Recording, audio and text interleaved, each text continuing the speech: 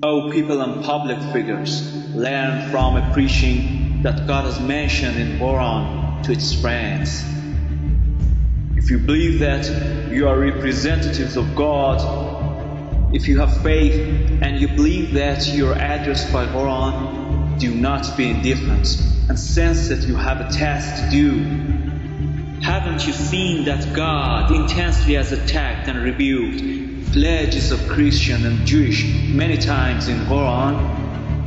For this reason that although the men of God have seen injustice and corruption in government and society, and they have not said a word, why don't they protest and criticize out loud? It says that course who has not enjoyed the good and forbade the evil, and that is extremely wise trait. God has criticized and rebuked clergies of Christian and Jewish and previous religious men because they saw tyrants in front of their eyes who had depravity, and although they saw, they did not say a word of objection. God has called these people infidels and has reprimanded them because of their silence in front of injustice, corruption, and discrimination in the government and Islamic society. And why do you justify and ignore everything? Why are you hushed? The reason is that some of you want financial gains and exactly greasy foods on your tables to eat.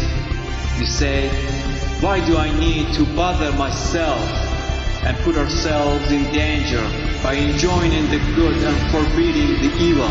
And some of you are frightened. But haven't you read in Quran that says, do not be afraid of people, governors, and powerful bosses. Be afraid of me, God. Have not you seen this verse in Quran? Have not you read the chapter of Tawbah in Quran that says, women and men have social guardianship and have the right to interfere in each other's businesses. God has given you this right. You should not have been indifferent towards each other, but to have been sensitive and sharp, to some extent that you enjoy the good and forbid the evil each other. If only this principle of enjoying the good and forbidding the evil, which means non-stop supervision, criticism, objection, encouragement of being charitable, justice, and clash with injustice, discrimination, oppression, put into application, other divine tasks will get executed.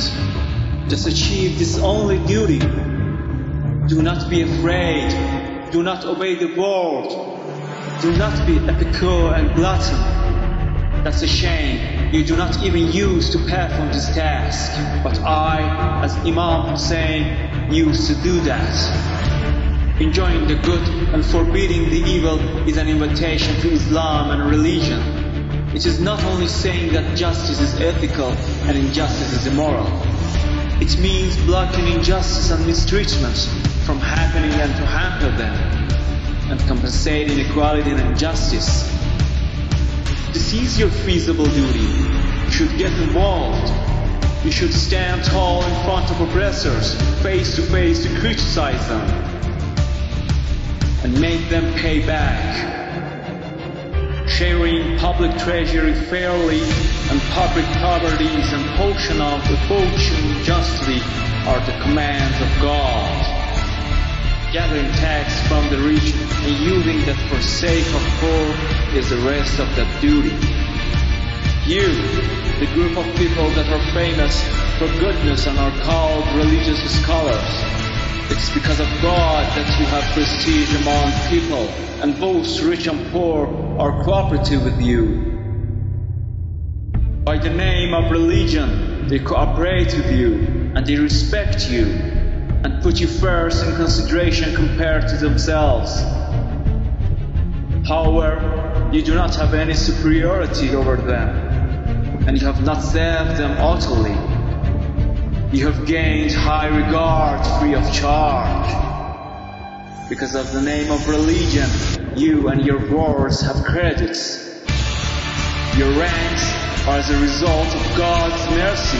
They are not your achievements. You cross the street as like kings with such a significant arrogance. How have you earned this admiration on social stage?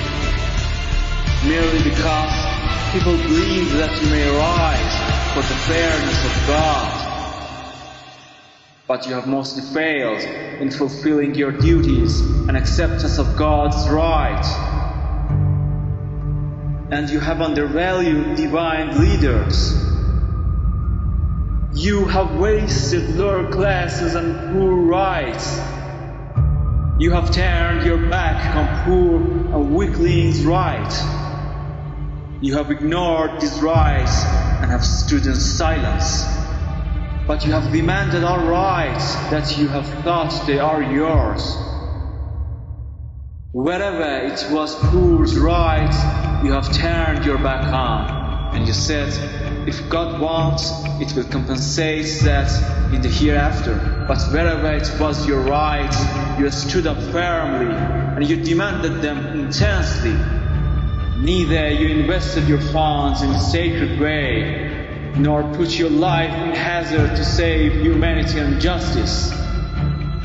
And not even you wanted to conflict with your relatives and friends for the sake of God, justice, and Islam. Considering all this negligence, do you still want paradise from God?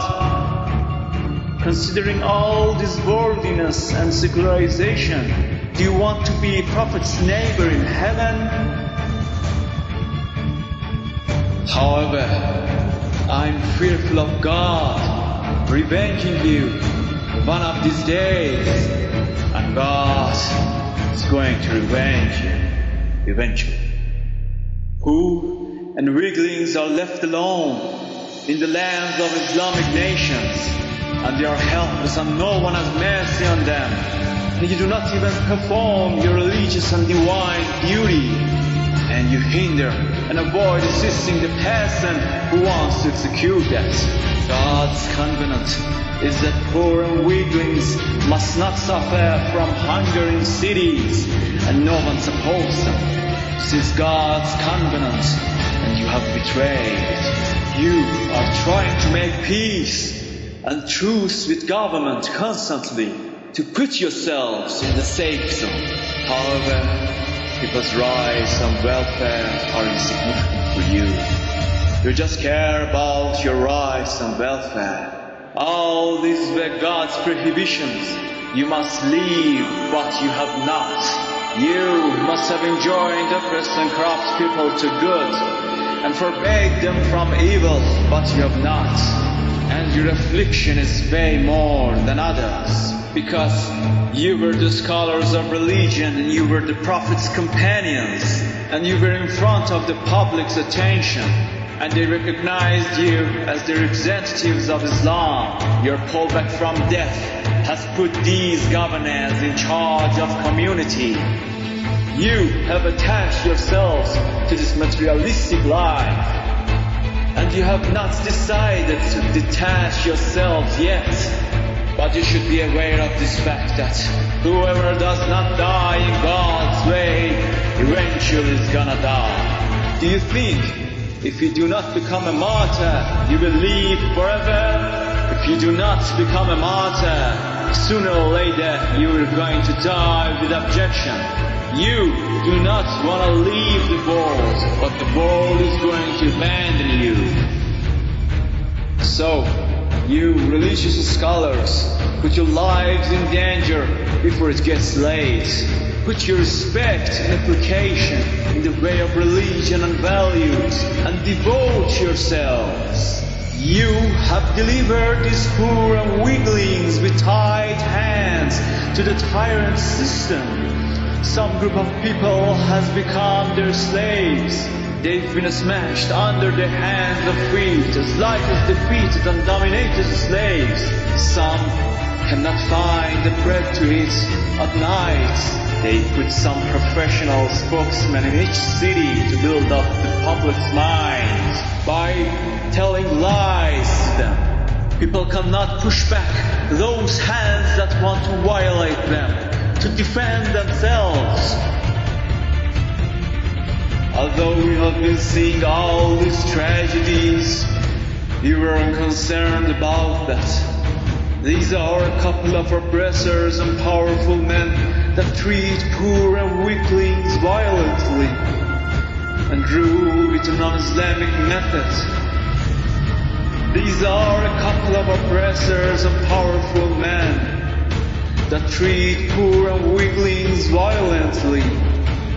These are a couple of oppressors and powerful men that treat poor and weaklings violently and rule with a non-Islamic method. Unfortunately, they have obeyed unquestionably. However, they neither have faith in God nor resurrection. You make me feel wonder, because this land is wide open under the rules of tyrants. Some cash balls rule over. The government's agents have no sense of humanity, kindness and affection. And you are still in silence? Oh God, you know that our resurrection is not for the domination, breathing power, begging the bold and fail.